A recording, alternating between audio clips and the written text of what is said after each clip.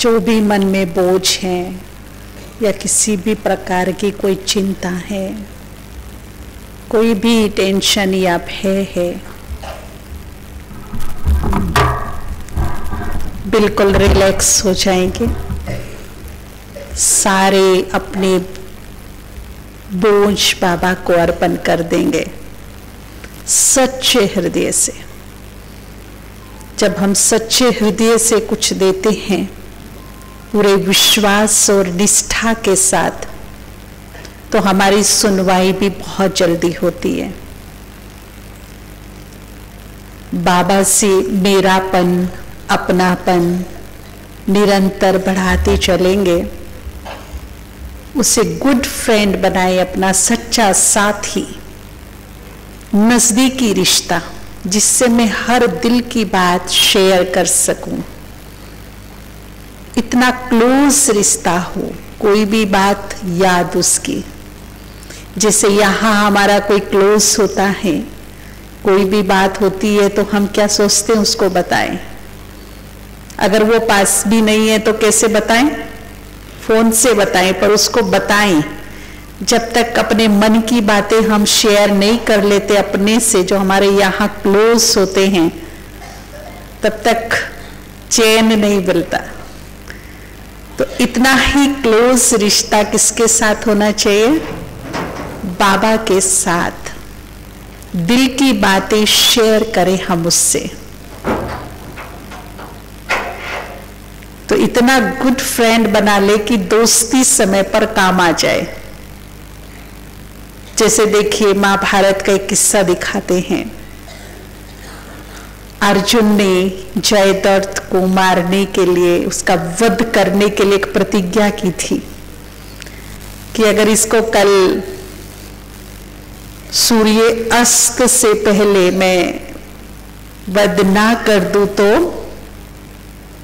जलती चिता में खुद समर्पित हो जाऊंगा।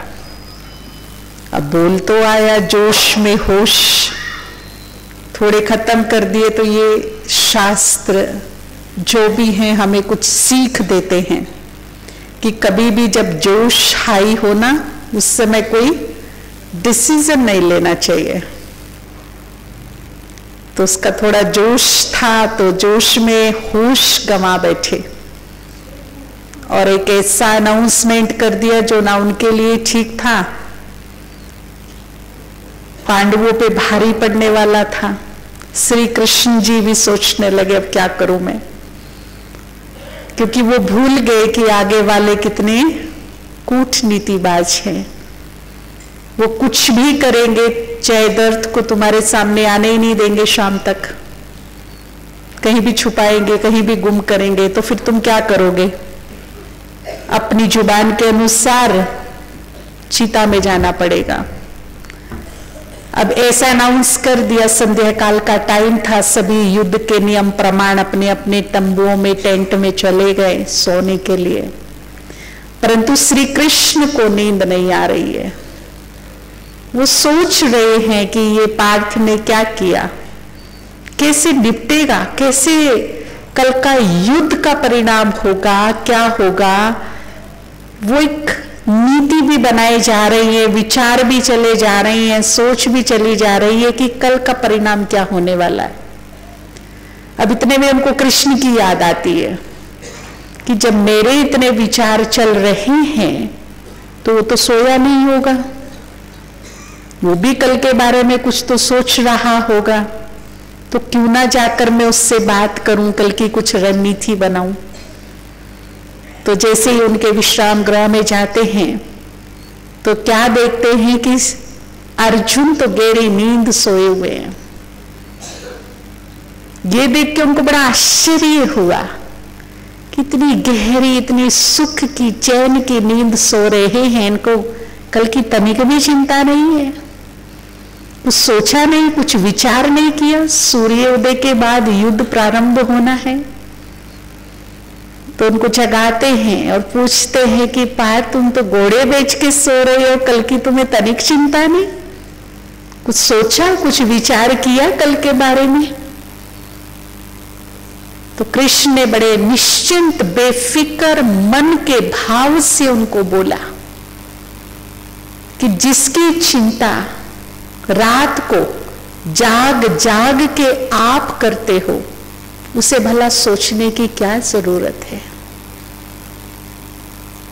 ऐसी दोस्ती हमें बाबा से करनी है, ऐसा संबंध दिल का उससे जोड़ना है, इतना विश्वास और निश्चय उस पे रखना है, उसकी याद में हमें इतना मग्न हो जाना है कि हमारे लिए सोचने का काम भी वो करे, हम नहीं।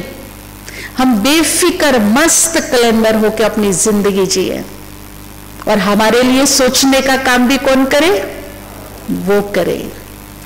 ऐसा रिश्ता मेरा उसका हो, इतना गहन रिश्ता।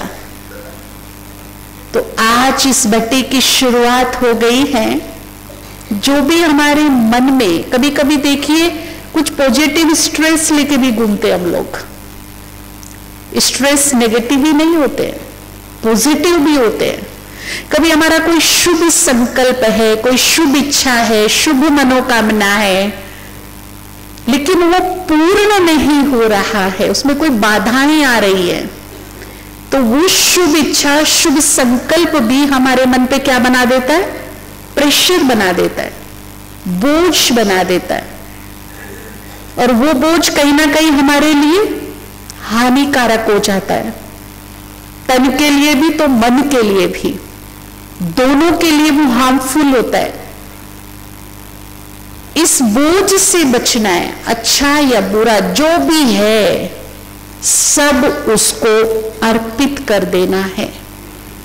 सच्चे हृदय से सौंप दो, अर्पण कर दो, और अर्पित करके फिर एक मस्त गीत गाओ, है ना। बाबा को अर्पित कर दिया, अर्पण कर दिया, ये चिंता, ये बोझ, ये जिम्मेदारी, ये इच्छा, ये संकल्प तुमको अर्पण।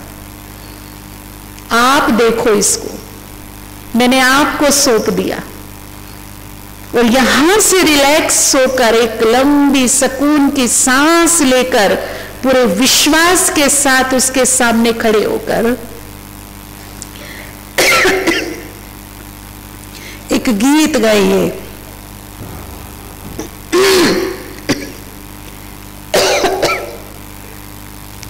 तो वो गीत कौन सा है जी? हाँ, अब सौंप दिया इस जीवन का भार तुम्हारे हाथों में है जीत तुम्हारे हाथों में है। नहीं, ये शब्द हमको नहीं चाहिए। हार मुझे स्वीकार नहीं। और मैं आपको एक सीक्रेट बताऊं, जब तक मैं अपनी हार ना मानूं, संसार में कोई मुझे हरा नहीं सकता। इसीलिए हार स्वीकार नहीं, ना आज, ना कल, ना कभी। इसलिए शब्द को हम यहां से हटा देंगे। गीत तो गाएंगे, पर गीत कैसे गाएंगे? अब सौंप दिया इस जीवन का भार तुम्हारे हाथों में है, जीत तुम्हारे हाथों में है, बागडोर तुम्हारे हाथों में। जब भी कोई मन में चिंता सताए या कुछ भी ऐसी बात आए जो मन को थोड़ा सा भी ऐसे ऐसे करे ना, उस समय बाबा के सामने खड़े हो जाना और ये गीत गाना। फिर देखना अपने आप यहां स्थिरता आ जाएगी, भटकाओं की स्थिति खत्म हो जाएगी, विचलित होने की स्थिति खत्म हो जाएगी, एक सुंदर स्थिरता यहां पैदा होगी, मन स्टेबल रहेगा। दूसरी बात, अगर हमें कुछ देना है किसी को तो किस आधार पे देंगे? मुझे आपको कुछ देना है, कुछ मन की बातें करनी है तो मैं ऐसे ही किसी से कर लूंगी या कुछ होगा तब करोगे? क्या चाहिए? विश्वास। तो बाबा पर मेरा विश्वास कितना है? निश्चय। आज मैं आपको बताऊं, हमारे निश्चय की परीक्षा बाबा की ओर से होगी। बड़ी शॉर्ट लेकिन वेरी टफ, बहुत हार्ड, जिसमें बड़े हार्ड मार्क्स होंगे, मार्किंग बड़ी हार्ड होगी। बड़ी छोटी सी परीक्षा होगी, बड़े शॉर्ट टाइम के लिए होगी और बड़ी हार्ड मार्किंग होगी। इसमें जो पास हो गए वो पास, और इसमें जो फेल हो गए वो कल्प कल्प की बाजी हार गए। ये लास्ट परीक्षाओं में से एक परीक्षा है। क्या इरादा है आप सभी का? क्योंकि बाबा ने शुरू डे से ही कहा, अंतिम परीक्षा निश्चय की परीक्षा। निश्चय मेरा कितना पावरफुल है। शिव का दिखाते हैं कि शंकर ने कितनी सारी परीक्षाएं पार्वती के लिए, रूप बदला, वेश बदला, आवाज बदला, स्थान बदला, परंतु पार्वती की पारखी नजर ने हमेशा ही उसको पहचान लिया। हर परीक्षा में वो उत्तीर्ण हो गई। और उसके बाद क्या हुआ? शिव को वरने का अधिकार प्राप्त हुआ। जब वरमाला लेकर के वरने जा रहे थे तो ऑटोमेटिकली की निश्चय के आधार पर शिव का सिर झुक गया उसके सामने। तो हमारा कितना विश्वास होना चाहिए जो हम उसके दिल में बस सके। आपका मेरे पे विश्वास ही नहीं तो मैं आपकी क्यों बात मानूंगी? कितना विश्वास तो रखो ना भाई। मुझे विश्वास दिलाना पड़े ऐसी स्थिति ना आए। तो मेरा विश्वास उसके ऊपर कैसा होना चाहिए? निश्चय कैसा होना चाहिए?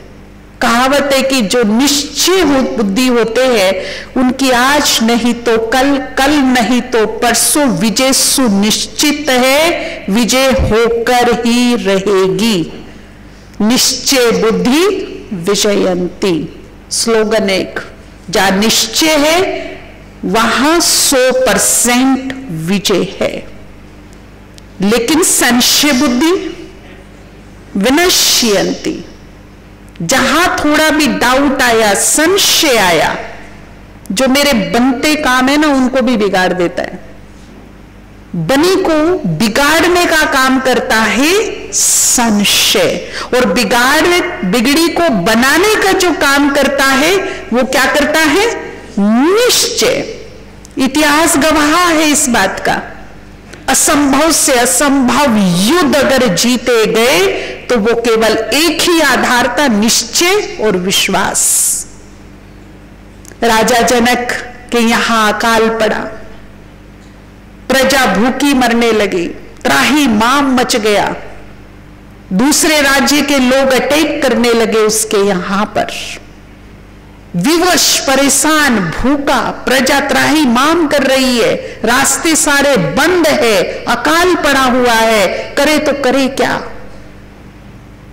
हर प्रकार का उपाय कर लिया, राजकोष खाली हो गया, अब क्या करो?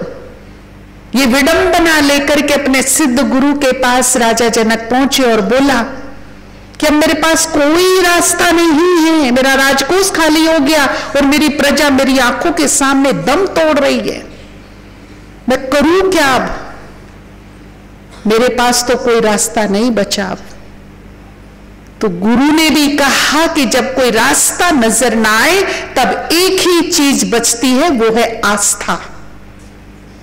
आस्था ही फिर रास्ता दिखाती है।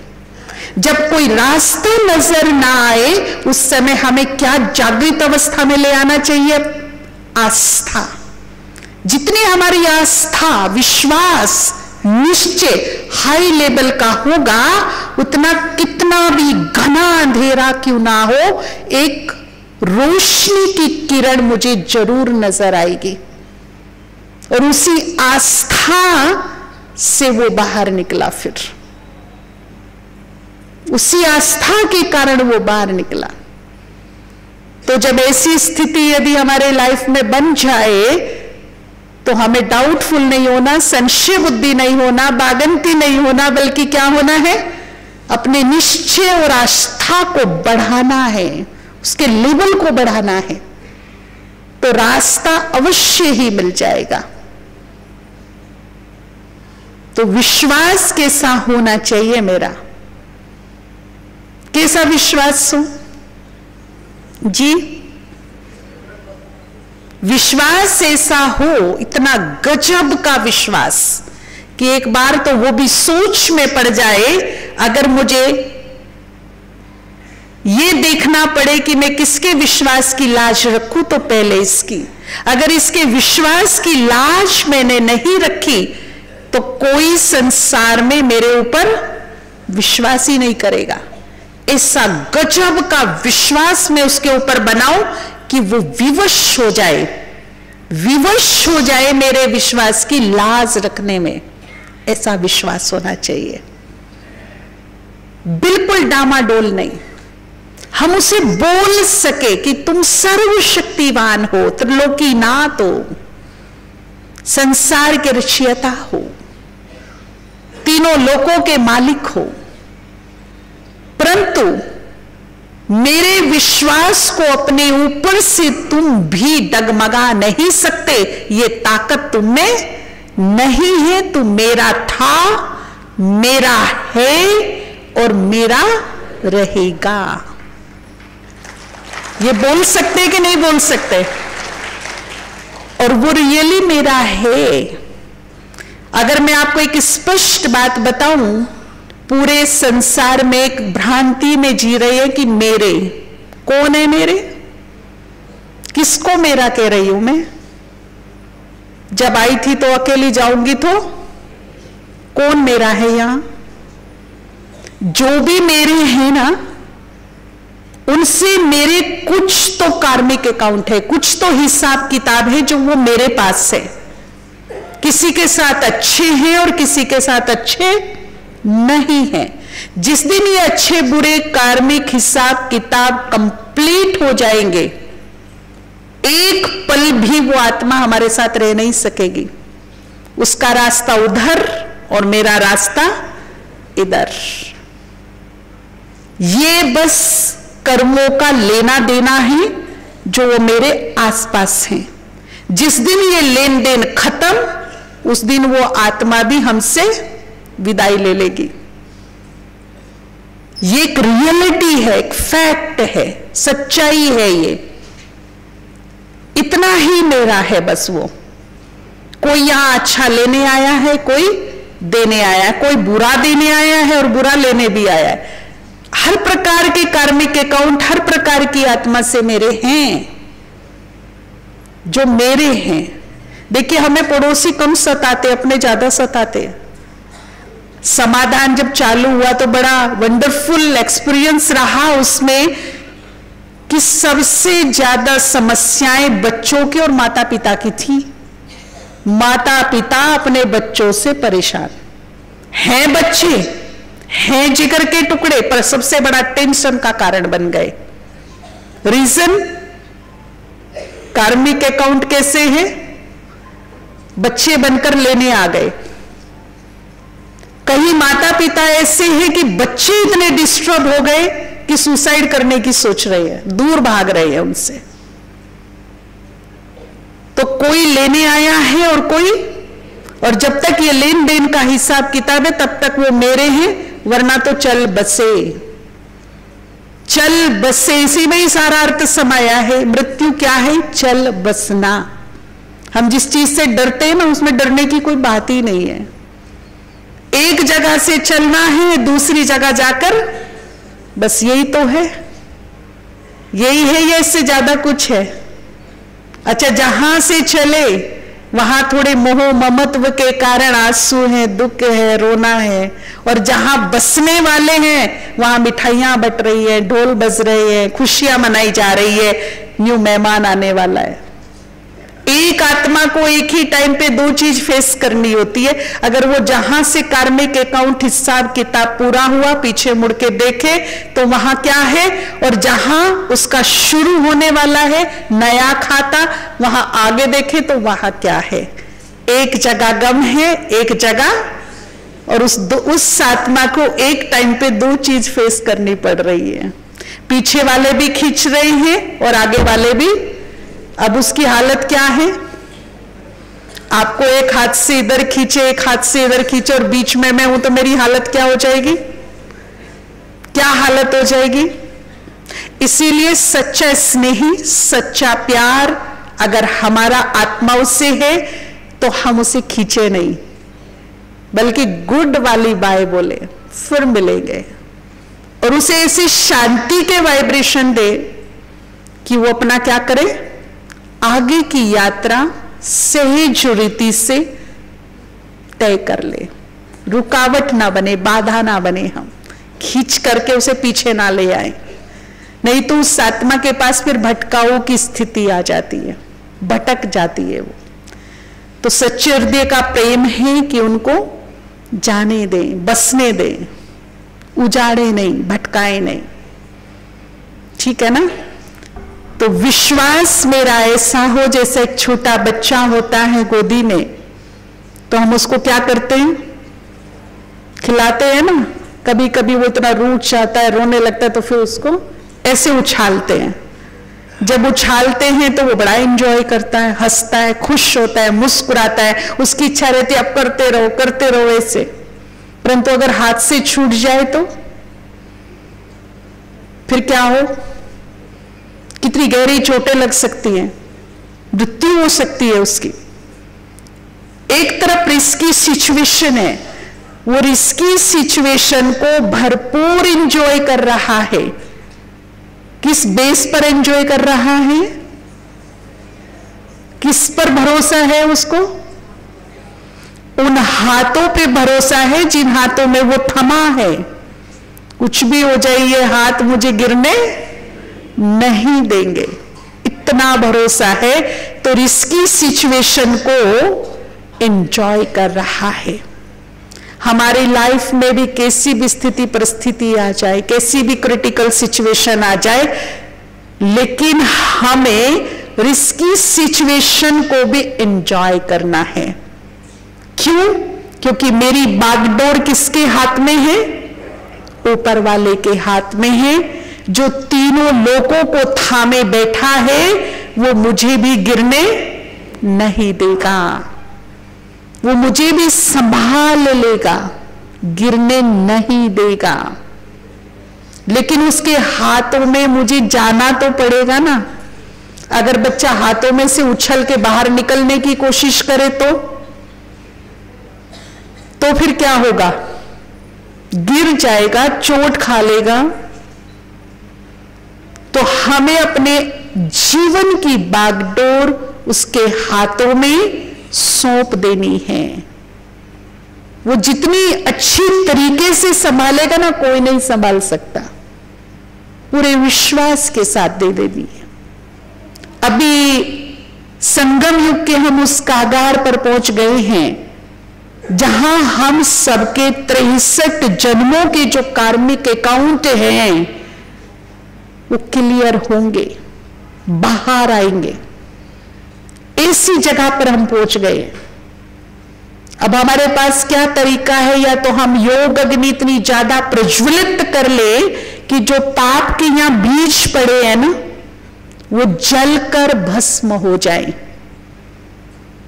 दूसरा उपाय है कि टाइम रहते माफी मांग लो, माफ कर दो, कॉम्प्रोमाइज कर लो, कुछ दुआओं का लेन देन कर लो। नहीं तो क्या होगा कि ये बीज अगर फलित हो गए, अंकुरित हो गए, तो हमें नहीं छोड़ेंगे, परिणाम फल अवश्य देंगे। अभी तो बीज है, उसको अंकुरित होना है और फल देना है, जो मेरे लिए ठीक नहीं होगा। अच्छे हैं तो भले फलित हो, लेकिन अगर नेगेटिव है तो वो ठीक नहीं है। द्रौपदी ने श्री कृष्ण से पूछा, एक कहानी है कि मेरा इस सभा में इतना अपमान क्यों हुआ, आपके होते हुए हुआ, ये कौन सा कर्म था मेरा। तो बोला कुछ जन्म पीछे लेके गया और दिखाया कि कुछ जन्म पीछे, 7-8 जन्म के पीछे तुमने भी किसी का अपमान किया था, उसका रिटर्न अब मिला। तो उसने कहा इतने जन्मों के बाद मिला, उसी समय क्यों नहीं मिला। तो बोला बीज पड़ा था, तुमने उसको जल जब दिया, खाद जब दिया, तब वो अंकुरित हो गया। तो वो कैसे। बोला दुर्योधन को क्या बोला था, क्या बोला था, बस उसका जैसे ही अपमान किया, उस बीज को जल खाद मिला और वो जो सुसुप्त अवस्था में पड़ा था वो क्या हो गया, अंकुरित हो गया और उसने अपना फल दे दिया। 1 का 100 गुना दंड जैसे मिल गया।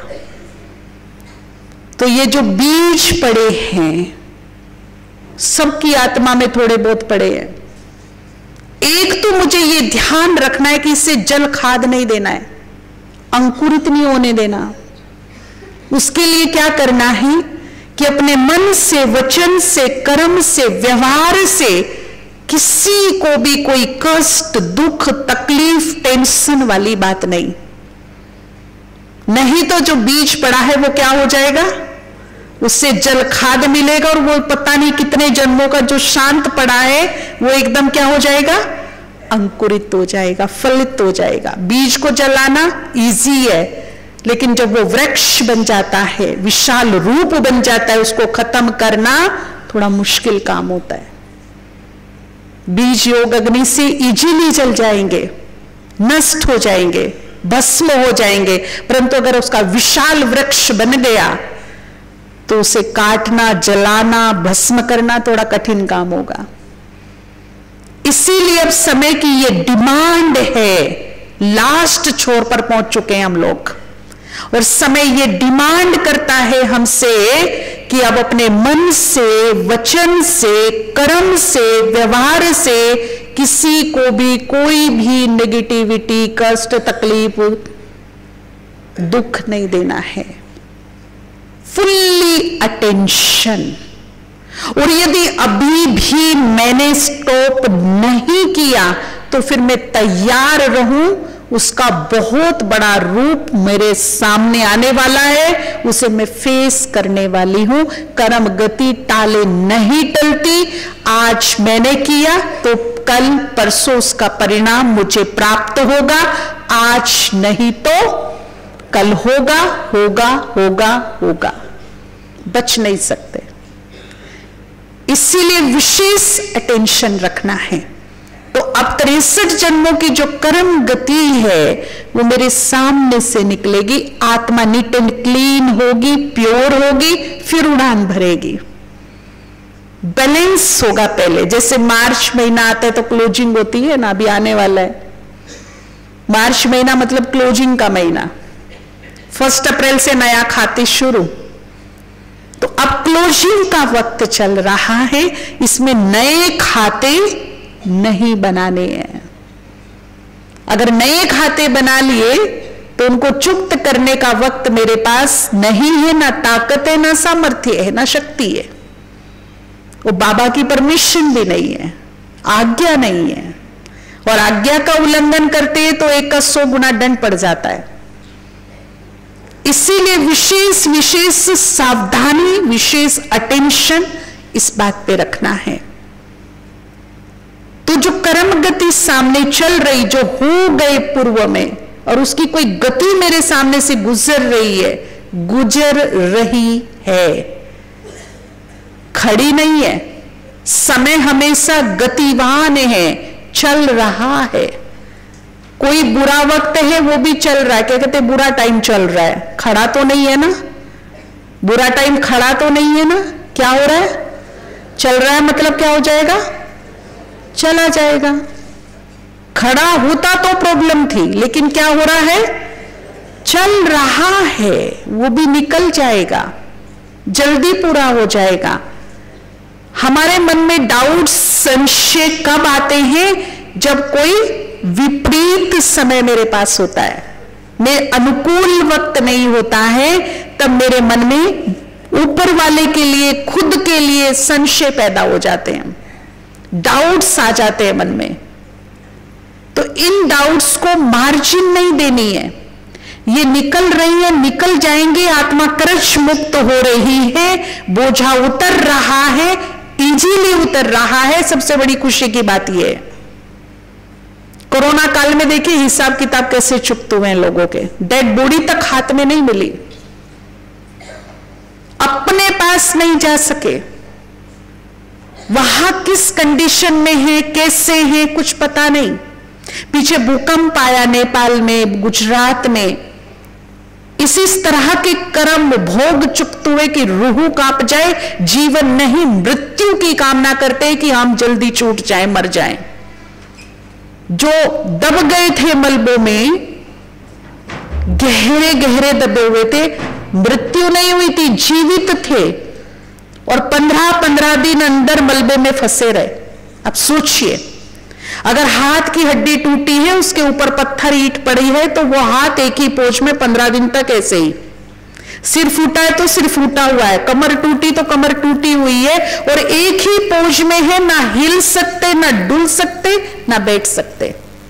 ऐसे लोग हैं जो निकले मलबों से, आज तक उनकी काउंसलिंग चल रही है। इतना भय उनके अंदर बढ़ गया, घुस गया अंदर, बैठ गया है,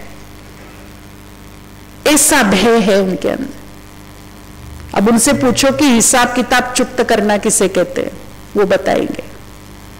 किसे कहते हैं हिसाब किताब कितना कठिनाई से चुकत हुआ, एक एक मिनट, एक एक घंटा क्या बीती होगी उन पर, सोचिए। और अगर अब छोटी मोटी बातें हमारे सामने से गुजर रही, तो उसका ऊपर वाले का धन्यवाद देना चाहिए मेरे को, क्योंकि मेरे सहयोगी हैं, साथी हैं, सब है, सर पे हाथ रखने वाले हैं, है ना, दवाई भी अवेलेबल है मेरे पास, डॉक्टर भी हैं, सब कुछ तो है। जैसे सूली से कांटा बन करके निकल रहा है, इजीली सब चुप हो रहा है, यहां से जा रहा है, होने दो, जाने दो। उससे तो लाख जगह बेटर है ना, जो कंडीशन मैंने बताई उससे तो लाख जगह बेटर है कि नहीं है। तो डाउट कब आते हैं? जब ऐसा लगता है कि बाबा मेरी सुन नहीं रहा, मुझे उसकी ओर से हेल्प नहीं हो रही।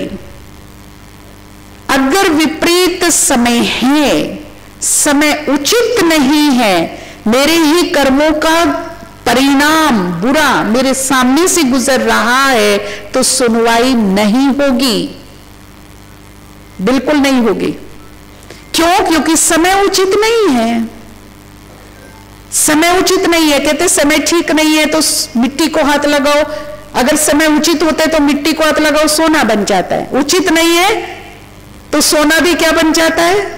मिट्टी बन जाता है।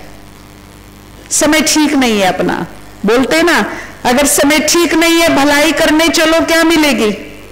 बुराई मिल जाएगी। क्यों? समय ठीक नहीं है। समय ठीक मीन्स कोई ना कोई पूर्व के कर्म जो ठीक नहीं थे वो मेरे सामने से अब गुजर रहे हैं, जा रहे हैं।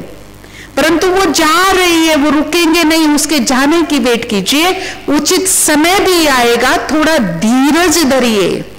डाउटफुल होने की बजाय क्या करना है? थोड़ा सा धीरज रखना है। ये जो दिव्य गुण है ये अब मुझे अप्लाई करने हैं, इन्हें अपने जीवन में लेकर आने हैं, तो मैं कामयाब हो जाऊंगी। अब धीरज, धैर्यता, ये भी दिव्य गुण है। और बाबा को एक गीत बड़ा पसंद है, धीरज धर मनवा धीरज धर तेरे सुख के भरे दिन आएंगे। वो धीरज रखने के बजाय विचलित हो जाती हूँ, डाउटफुल हो जाती हूँ, ऊपर वाले को ही उल्हाने, शिकायतें, गिले शिकवे करने लगती हूँ। और जितने जितने मैं उलाहनों में आती हूँ, दिल शिकस्त में आती हूँ, संशय में आती हूँ, उतने जो मेरे बनते बनते काम है वो क्या होने शुरू हो जाते हैं? बिगड़ने शुरू हो जाते हैं। खुद ही मैं अपने बनते कामों को बिगाड़ना शुरू कर देती हूँ। तो अगर ऐसा वक्त है तो मुझे अपने मन को स्टेबल रखना है, अपने पेशेंस को बढ़ाना है, अपनी धैर्यता को बढ़ाना है। धीरज का फल कैसा होता है? कहते हैं ना, सब्र का फल कैसा होता है? तो खाने में क्या तकलीफ है?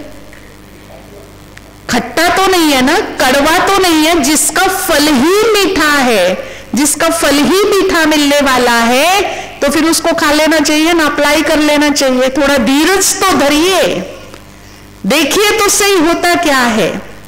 जैसे फॉर एग्जाम्पल देखो, आपके बच्चे को कोई खांसी जुकाम सर्दी हुई है और वो आपसे आइसक्रीम मांग रहा है, आप उसको बिना कहे खिलाते हो, परंतु आज उसको खांसी जुकाम सर्दी हुई है और आज वो आपसे आइसक्रीम मांग रहा है, तो आप दोगे? क्यों नहीं दोगे जी? अगर बच्चे संशय करने लगे कि तो मेरा बाप है भी कि नहीं, मेरे को आइसक्रीम भी नहीं दे रहा है, अगर उसके मन में ये डाउट क्रिएट हो जाए तो इसका मतलब ये तो नहीं कि वो तुम्हारा बाप नहीं है, वो तुम्हारी मां नहीं है। क्यों नहीं दे रहे आइसक्रीम आप? क्या आपकी सामर्थ्य नहीं आइसक्रीम खिलाने की? खिला सकते हो ना, पैसे भी है, सामर्थ्य भी है, बच्चा भी मेरा है, पुकार भी सुन रही हूं, लेकिन फिर भी नहीं खिला रही हूं। रीजन जी, समय सही नहीं है। आपको अच्छी तरह पता है कि यदि आज मैंने उसकी जिद मान ली तो आइसक्रीम खिलाते ही नुकसान डबल, तबीयत ज्यादा खराब।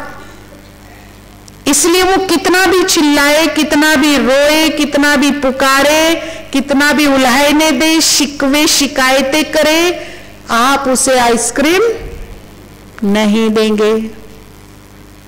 समय ठीक नहीं है अभी आइसक्रीम देने के लिए, तो ऊपर वाला भी तो वही कर रहा है ना, बस उसे भी दिख रहा है ना कि अगर अभी सुनवाई कर ली तो फायदे की जगह क्या हो जाएगा, क्योंकि समय ठीक नहीं है, समय फेवर में नहीं है, इसलिए समय बीतने दो, धीरज धरो, वेट एंड वॉच, फिर देखिए ना क्या होता है।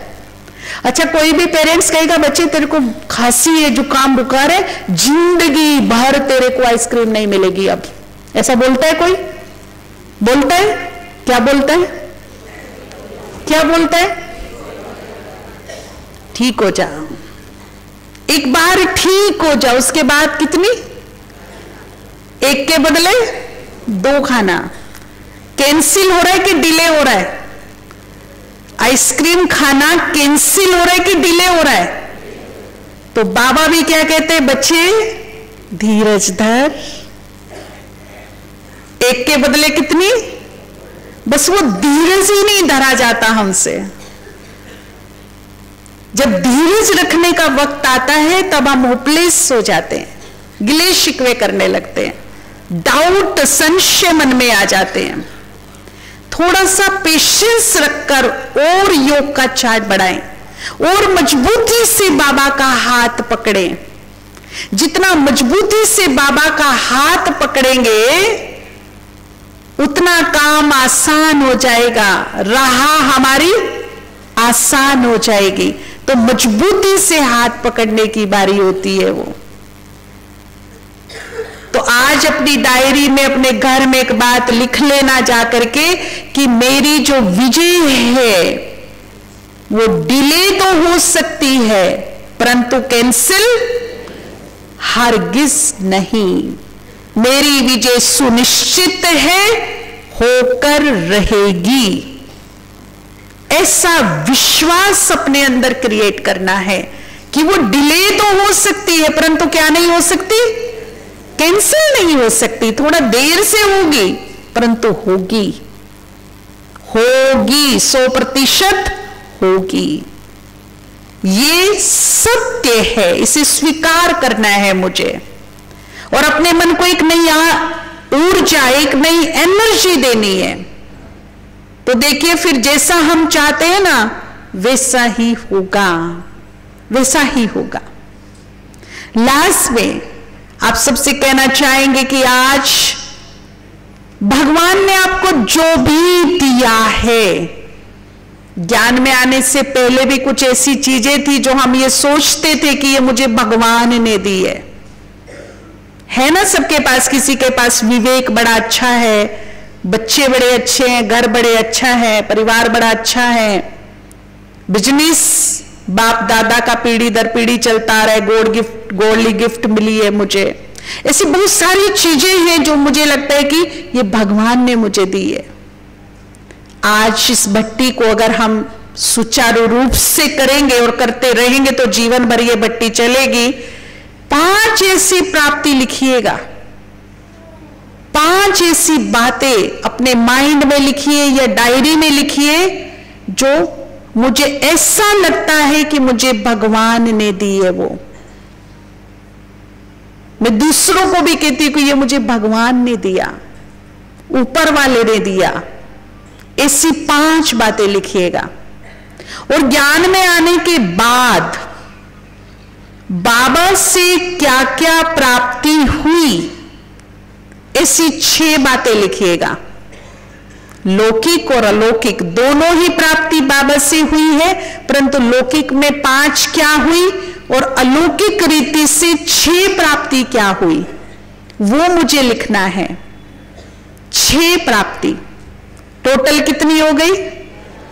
11। शगुन हो गया ना। 10, 20, 50 के आगे जब 1 लगाते हैं तो क्या हो जाता है? शगुन बन जाता है। तो हम ये 11 प्राप्तियों का शगुन लिखेंगे।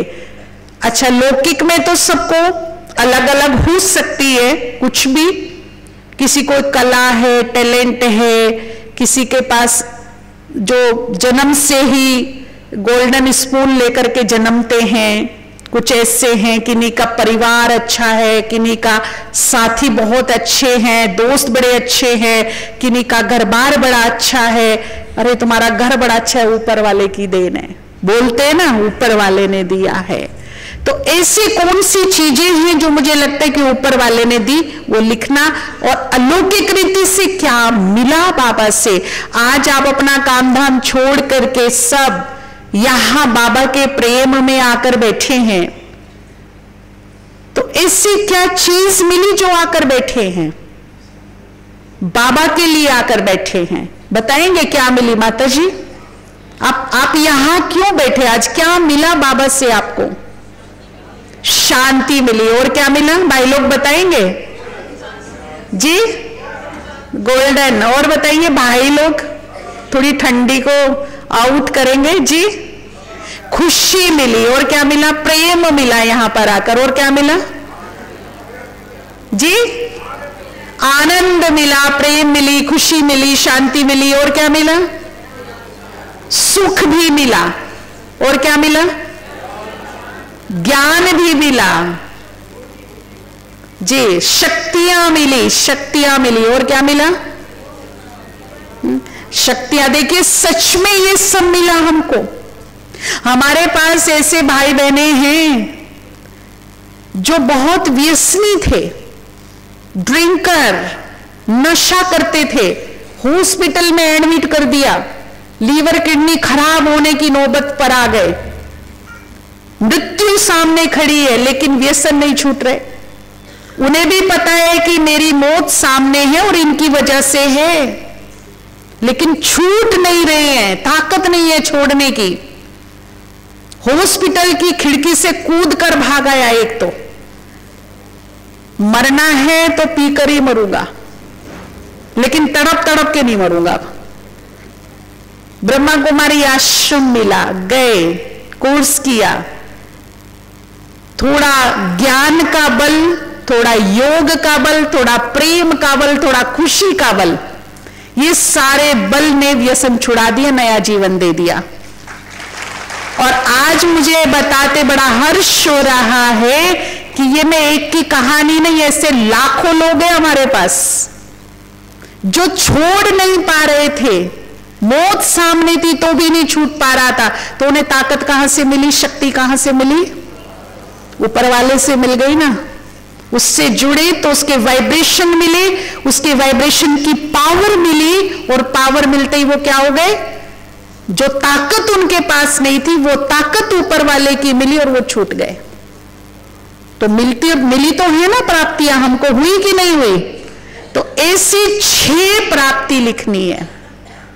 और आज एक दृढ़ संकल्प करना है कि आज से चाहे सिचुएशन मेरी लाइफ में किसी भी क्यों ना हो, अच्छी हो या अच्छी ना हो, मुझे हर हाल में ऊपर वाले का, उसकी प्राप्तियों को याद कर करके धन्यवाद करना है। सिर्फ शुक्रिया करना है, सिर्फ शुक्रिया करना है। ना कोई गिला, ना शिकवा, ना शिकायत, ना उलायना, ना कोई दोष देना है उसे।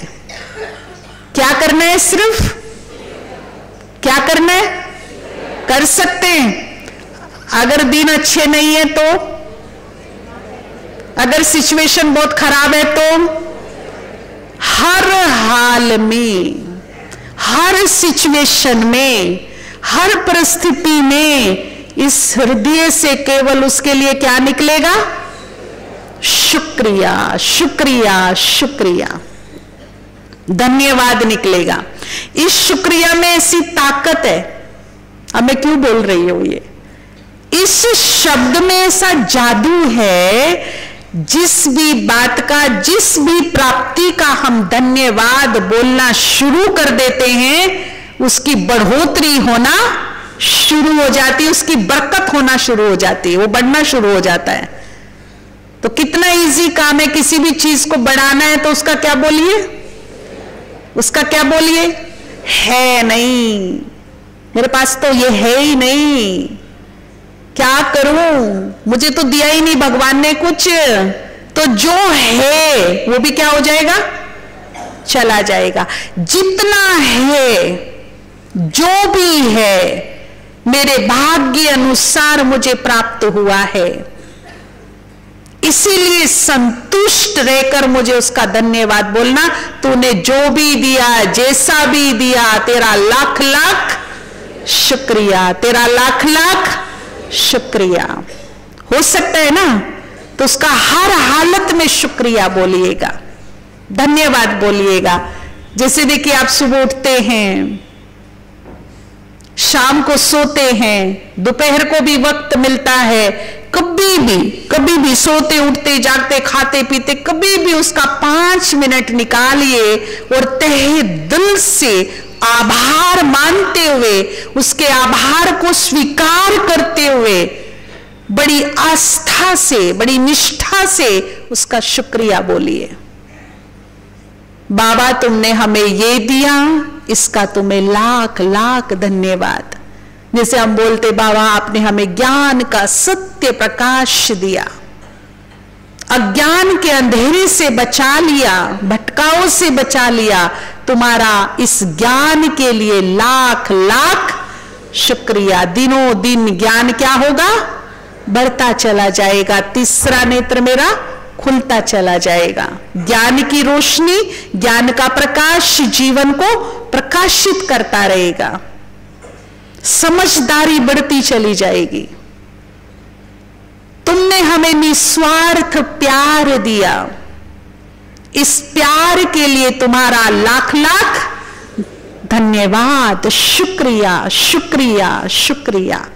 तो जीवन में प्रेम बढ़ने लगेगा, मेरे व्यवहार में प्रेम दिखने लगेगा, लोग मुझे प्यार करने लगेंगे, ये फायदा होगा। ठीक इसी प्रकार से तुम हमारे सच्चे सहारे, सच्चे साथी बने। इस सहारे के लिए, साथ के लिए ऊपर वाले तेरा लाख लाख शुक्रिया, शुक्रिया, शुक्रिया। तो देखना, हमारे शत्रुओं की संख्या कम होने लगेगी और साथी मित्र बढ़ने लगेंगे। सब हमें साथ देने के लिए तैयार हो जाएंगे। भगवान का तो साथ मिलेगा, लेकिन नीचे वालों का भी मिलना शुरू हो जाएगा। तुमने हमारी भूलों को समाकर हमें गले से लगाकर सुंदर अवसर प्रदान किए, इसके लिए तुम्हारा बहुत बहुत धन्यवाद, धन्यवाद, धन्यवाद। अब इतने से पेट नहीं भरता, दिया इतना है। ये लगता है धन्यवाद तो बड़ा छोटा सा शब्द है। इतना दिया, इतना दिया। तुमने हमारी पालना शहजादियों की तरह की, राजकुमारियों की तरह हमारी पालना की, इसके लिए भी तुम्हारा लाख लाख। अच्छा, चाहे थाली में रोटी सूखी हो, मिर्ची अचार के साथ रोटी हो, पर धन्यवाद कैसा हो? राजकुमारों जैसा धन्यवाद हो। ऐसा धन्यवाद करे जैसे कोई राजकुमार धन्यवाद कर रहा है, जैसे कोई शहजादी धन्यवाद कर रही है। इस तरह का धन्यवाद करना है। हमारी पालना शहजादियों की तरह की, इसके लिए तुम्हारा लाख लाख शुक्रिया। हे सृष्टि के पालन करता, तुम सबकी पालना करते हो, पर मेरी पालना कैसी की है? शहजादियों की तरह की है। इसका लाख लाख शुक्रिया, धन्यवाद धन्यवाद। परंतु इस छोटे से धन्यवाद से पेट नहीं भरता है। जादुई शब्द बोलेंगे बढ़ेगा, परंतु ऐसा लगता है कि इतना दिया और एक छोटा सा धन्यवाद। तो फिर दिल में क्या आता है? तो दिल में ये आता है बाबा से जो सामने से निकलता है, जो हम निकालते हैं, जो हमारे दिल से निकलता है, आपके भी शायद निकलेगा कि मेरे बाबा ये धन्यवाद तो बहुत छोटा है। क्यों ना ऐसा हो जाए कि सृष्टि चक्र में जितने भी मेरे जन्म हो, मैं तेरे लिए जन्मूं, तेरे लिए मर जाऊं, तेरे ही काम आ जाऊं, हर जन्म तेरे लिए हूं। कैसा इरादा है ये जी? अच्छा है, ऑफर करें हम उसको। अगर आपकी पड़ोसन, आपका कोई अपना आपको ऑफर कर दे कि तुम्हें जरूरत पड़े तो मुझे याद कर लेना, तो जब जरूरत पड़ेगी तो किसकी याद आएगी? उसने मेरे को बोला था।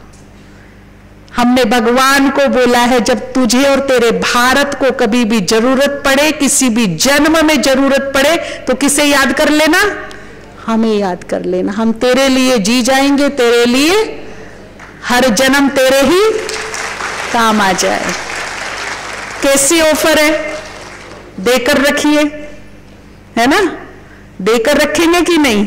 तो हर हाल में ऊपर वाले का क्या करेंगे और कब तक करेंगे? अंतिम श्वास जब तन से निकल रही हो, आज से शुरू करेंगे। सोने से पहले अभी भी टाइम मिलेगा, योग करेंगे। आज से इस शुभ मुहूर्त में इसकी शुरुआत करेंगे, और जब अंतिम श्वास तन से निकल रहा हो तब धन्यवाद के साथ निकल रहा हो। तब हम ऊपर वाले का धन्यवाद करते करते करते कहां चले जाए? ऊपर चले जाएं। ऐसी आदत मुझे बनानी है। संतुष्टता मन में भर जाएगी, मन संतुष्ट हो जाएगा। देखिए, अगर असंतुष्ट मन होता है ना, असंतोष होता है, तो महलों में भी खालीपन नजर आता है। और यदि संतुष्टता की नेचर है तो झोपड़ी में रख दो, वहां भी भरपूरता दिखाई देती है। मन का संतोष सभी सुखों को जन्म देता है। मन में संतोष होना चाहिए, अभाव में भी सुख है। और यदि मन में संतोष नहीं तो भरा भरा भी आधा आधा नजर आता है, अधूरा नजर आता है। और धन्यवाद कौन निकाल सकता है अंदर से? जिसके मन में क्या होगा? जिसके मन में संतोष होगा, उसी के हृदय से धन्यवाद निकल सकता है। नहीं तो उलाने निकलेंगे, शिकायतें निकलेंगी, गिले शिकवे रहेंगे ऊपर वाले से। ये निकलेगा जिसके मन में भरपूर संतोष है, उसी के हृदय से क्या निकलेगा? धन्यवाद निकलेगा। धन्यवाद। एक गुरुजी थे, बड़े सिद्ध गुरुजी थे। उनको साक्षात्कार हुआ करते थे भगवान के, बात कर लेते थे वो भगवान से। ये नगर के सेठ को पता चला तो उनके पास आए, कहते मैंने सुना है कि आप भगवान से बात कर लेते हो। बोला हाँ, तो आप ना मेरी ओर से भगवान को एक बात कहना। क्या कहना? खूब खूब धन्यवाद कहना भगवान को मेरी ओर से। खूब खूब धन्यवाद कहना कि उसने मुझे बहुत दिया, इतना दिया, इतना दिया कि मेरी 7 पुश्तें बैठ के खा सकती है। अब उसे कहना मत दे, जिसको जरूरत है ना अब उसको दे दे, मेरे पास बहुत है बहुत है। तो उसने कहा ठीक है बोल देंगे। थोड़ी देर के बाद एक भिखारी आया, उसने कहा मैंने सुना तुम भगवान से बात करते हो। बोला हाँ। उसको पूछ के आना कि मैंने उसका क्या बिगाड़ा है, कौन से जन्म का बदला भगवान मेरे से ले रहा है। बोला क्यों, तन ढकने को कपड़ा नहीं है, सर ढकने को छत नहीं, खाने को अन्न नहीं, ऐसा मैंने क्या बिगाड़ा भगवान का, कौन सा मेरे से दुश्मनी निकाल रहा है भगवान। बोल के आना उसको, जरा पूछ के आना कि कौन सी दुश्मनी मेरे से है उसकी। तो बोला ठीक है, आपकी भी बात भगवान को बोल देंगे। दोनों की बात लेकर के उसको साक्षात्कार हुआ, बैठा बात कर रहा है कि दो लोगों ने ये बातें बोली है। तो भगवान ने कहा सेठ को तो बोलना कि मैं भी चाहूं तो भी मैं उसको रोक नहीं सकता, धन को वो उसके पास आता ही रहेगा। जब तक उसकी धन्यवाद शुक्रिया बोलने की आदत रहेगी तब तक वो जितनी बार बोलेगा उतनी बार खींचेगा धन को। मैं दूं ना दूं अपना आप खींच के उसके पास आएगा। और इस भिखारी को बोलना कि जब तक उलाहने देता रहेगा, जब तक शिकायतें करता रहेगा, जो है वो भी चला जाएगा। तो दोनों को आके बता दिया। भिखारी ने कहा तो मेरे पास है ही कुछ नहीं, तो मैं धन्यवाद किसका करूं। तो एक छोटी सी फटी पुरानी सी चादर लपेटी थी तन पे, तो दिया ही क्या उसने मुझे, जो मैं धन्यवाद करूं, मेरे पास है क्या, निकले ना भी तो चाहिए ना धन्यवाद मुंह से। तो इतने में एक तेज हवा का झोंका आया और उसकी फटी हुई चादर को भी उड़ा के ले गया, उसको भी उड़ा के ले गया, उसको भी नहीं छोड़ा।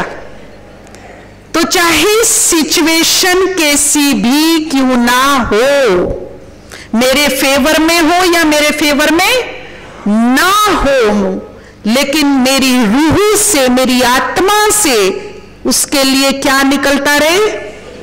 तो सिचुएशन भी कैसी हो जाएगी फिर, अगर फेवर में नहीं है और मेरे तहे दिल से उसको धन्यवाद निकल रहा है, तो कितनी भी विपरीत परिस्थिति क्यों ना हो वो भी क्या हो जाएगी, घूम के सही हो जाएगी, सही हो जाएगी। आप देखना इसके चमत्कार। तो आज से क्या बोलेंगे बाबा को, शुक्रिया बोलेंगे, हर हाल में उसका शुक्राना करते रहेंगे। बोझ भी दे दिए है ना, संशय में भी नहीं आना है। आजकल बहुत जगह पे नए नए रूप धारण होने लगे हैं, आपको अवगत करा दिया जाए, है भी शायद आप लोग। कई बोलते हैं कि हमें ममा आती है, कोई कहता हमें विष्णु का अवतार आता है, कोई कहता हमारे में शंकर जी डमरू बजाता है आके, कोई कहते हमें तो बाबा ही आने लगे हैं। तो ये अलग अलग जगह पे अलग अलग विस्तार होता जा रहा है। और यही हमारे निश्चय का कमाल होगा कि हम तीसरी नेत्र खोलकर यथार्थ को देखें कि सत्यता क्या है। हमें सत्यता को परखना है, इसमें हमारी परख शक्ति काम करेगी। अगर हमारी परख शक्ति धूमिल होगी तो हम फंस जाएंगे। सीता मां बोलते हैं, प्योरिटी की, पवित्रता की देवी, एक जगह गलत फहमी हो गई थी बस।